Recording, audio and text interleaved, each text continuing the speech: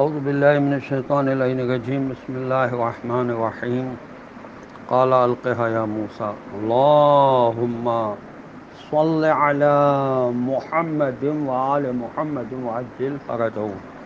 السلام علیکم ورحمۃ اللہ وبرکاتہ۔ اللہ تبارک و تعالیٰ کا شکر ہے کہ میں نے سورہ مبارک طٰہٰ جو قرآن مجید کا 20 نمبر کا سورہ ہے اس کی آیت نمبر 19 کی تلاوت کا شرف حاصل کیا، جس کا ترجمہ یہ ہے کہ اللہ تعالیٰ نے حضرت موسیٰ علیہ السلام نے فرمایا موسیٰ اسے پھینکیں۔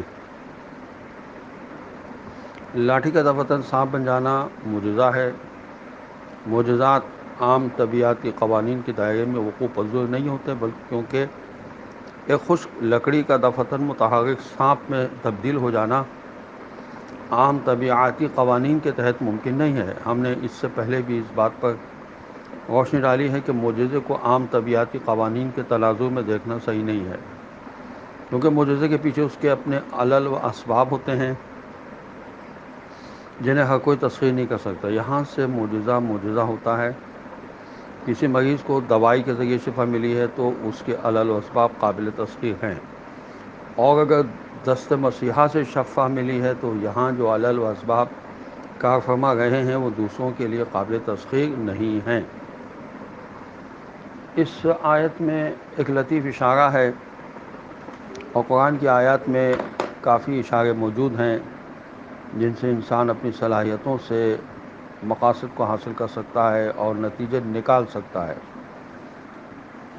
اس آیت شریفہ سے ایک نتیجہ یہ نکالا جا سکتا ہے کہ موسیٰ علیہ السلام کیونکہ اس لاٹھی پہ کافی بھروسہ کرتے تھے، اس کو استعمال کرتے تھے اور ان کو اس سے ذاتی فائدے حاصل ہوتے تھے، تو اللہ تبارک و تعالیٰ نے فرمایا کہ اس کو پھینکو، اس پہ بھروسہ نہیں کرو، بھروسہ خدا کی ذات پہ کرو، آپ اس کو پھینک دیجئے۔ اور موسیٰ علیہ السلام نے اس کو پھینک دیا اور اس کا اظہار کیا کہ ان کا بھروسہ خدا کی ذات پر ہے، اس لاٹھی پر نہیں جو ان کے کام آتی ہے۔ اسی طرح ہر انسان کو یہ چاہیے کہ وہ اللہ کی ذات پہ بھروسہ کرے کہ جو کچھ بھی اللہ نے ہم کو وسائل دیے ہیں یہ اسی کے عطا کیے ہوئے ہیں، جب چاہے وہ ان کو لے سکتا ہے اور جب چاہے ان وسائل میں وہ اضافہ کر سکتا ہے۔ دوسری بات یہ بتانے مقصود ہے کہ عصمت خدا کا لطف خاص ہے، مگر اس کا مطلب یہ نہیں ہے کہ اس اعلیٰ ترین کردار میں خود رسول کا کوئی عمل دخل نہیں ہوتا۔ اسی لیے فرضی طور پر کہا جاتا ہے کہ اگر بفرض محال خدا کی مہربانی آپ کے شامل حال نہ ہوتی تو آپ تھوڑا سا ان کی طرف مائل ہو سکتے تھے۔ تو یہ تھوڑا سا کہنا خود بتا رہا ہے کہ پورے طور پر متاثر ہونے کا تو کوئی سوال ہی نہ تھا، یعنی اگر ہماری خاص توفیقات نہ بھی ہوتی تب بھی آپ اپنی ذاتی صلاحیتوں کی بنا پر بھی ان سے کچھ زیادہ متاثر نہ ہوتے۔ البتہ دھوکے سے یا غیر ارادی طور پر بھی اللہ نے ان مشرکوں سے متاثر ہونے سے اپنے رسولوں کو بچایا ہے۔ یہی وہ لطف خاص ہے جسے اصطلاح میں عصمت کہتے ہیں۔ ایسے لوگ مستضعف نہیں ہیں جو اسلام و کفر کے اختلاف کو معلوم کر لیتے ہیں، وہ مستضعف نہیں ہوتے۔ جو لوگوں کے اختلاف کو سمجھ لیتے ہیں وہ مستضعف نہیں ہوتے۔ جس تک حجت الہیہ کی خبر پہنچے، جس کو اس کے کان سن لیں اور دل محفوظ کر لے، تو ایسے مستضعفین میں وہ داخل نہیں سمجھے جائیں گے۔ ضعیف و کمزور وہ ہے جس تک حجت الہیہ کی خبر نہ پہنچے اور لوگوں کے اختلاف کو نہ سمجھتا ہو۔ جب اختلاف کو سمجھ لے تو ضعیف نہیں ہوتا۔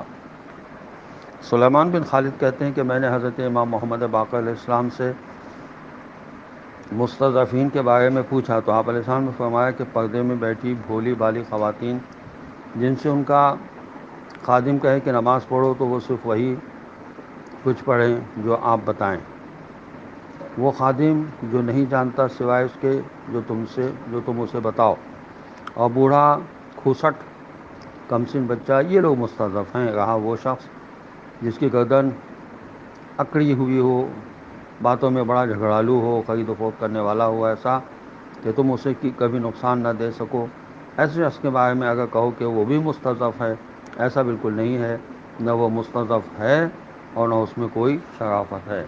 السلام علیکم ورحمۃ اللہ وبرکاتہ۔